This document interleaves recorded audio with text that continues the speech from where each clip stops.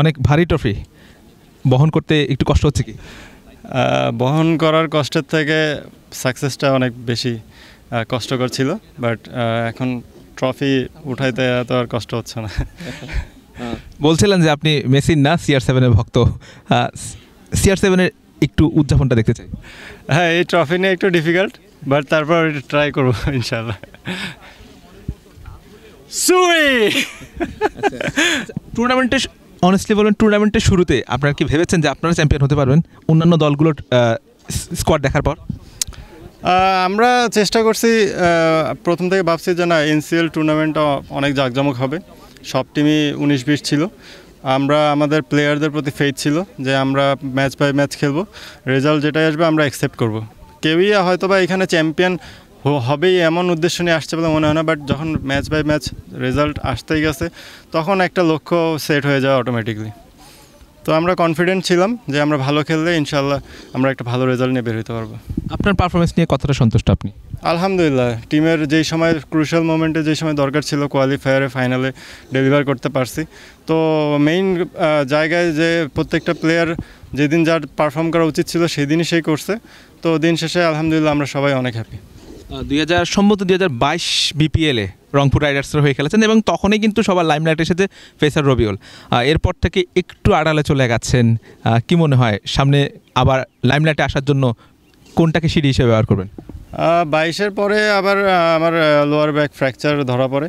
তো ওইখান থেকে প্রায় 7 থেকে 8 মাস আবার ফিরতে সময় লেগে গেছে। তো দেখা গেল আবার পরে NCL দিয়ে আবার টুর্নামেন্ট শুরু হয়েছে।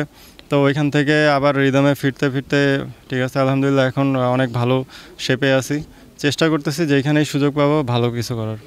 চ্যাম্পিয়ন ক্যাপ্টেন আকবর আলীর অধীনে খেলেছেন, পুরো টুর্নামেন্টে তার অধিনায়কত্বটা কেমন এনজয় করলেন, আর অধিনায়কত্বে রেটিং করলে 10-এ তাকে কত দিবেন?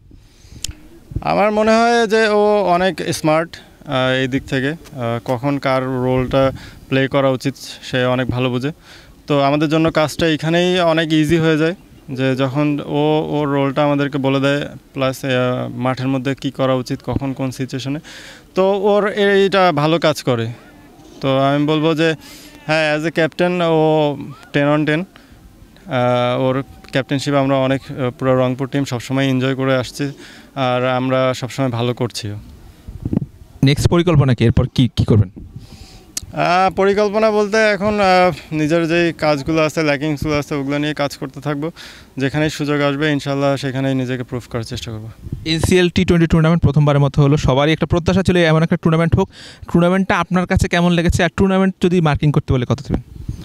আমার কাছে মনে হয় এই টুর্নামেন্টটা BPL ড্রাফটেরও আগে হলে অনেক ভালো হতো। তো এখান থেকে অনেক প্লেয়ার পিক হওয়ার অনেক ভালো চান্সেস থাকতো, বাট ফার্স্ট টাইম আমি বলবো যে এটা খুবই ভালো উদ্যোগ, খুবই ভালো রেসপন্স পাবে প্লেয়ারদের কাছ থেকে। এরকম একটা ঘরোয়া T20 হলে প্লেয়ারদের জন্য অনেক বেনিফিটেড হবে, কারণ এই টুর্নামেন্টটা আমার কাছে মনে হয়েছে যে BPL-এর থেকেও এই টুর্নামেন্টটা বেশি আকর্ষণীয়, কারণ প্রত্যেকটা ডিভিশনেই কিন্তু অনেক ভালো কম্পিটিশন ছিল। তো আমার মনে হয় যে এটা যদি প্রত্যেক বছর হয় তো এখান থেকে প্লেয়াররা অনেক এক্সপিরিয়েন্স হইতে পারবে, কারণ BPL এমন একটা প্ল্যাটফর্ম, একটা নতুন প্লেয়ারের জন্য ওখানে পারফর্ম করা এত ইজি না, বাট এখানে যখন নিজের কালচারেই যখন খেলবে তো এটা ভালো প্র্যাকটিস অ্যাট এ টাইম, ভালো এক্সপিরিয়েন্সও দিবে প্লেয়ারদের। রবিউল আলম পেসার বলছিলেন যে এই টুর্নামেন্টটা যদি BPL ড্রাফটের আগে হয় তাহলে সেক্ষেত্রে সুবিধা হবে, এবং তিনি আরও একটা কথা বলেছেন যে নতুন ক্রিকেটারদের জন্য BPL-এর চেয়ে গুরুত্বপূর্ণ NCL, যেন প্রত্যেক বছর এর ধারাবাহিকতা থাকে। আমরাও সেটা প্রত্যাশা করছি। Hussain Arman, BD crictime, Sylhet.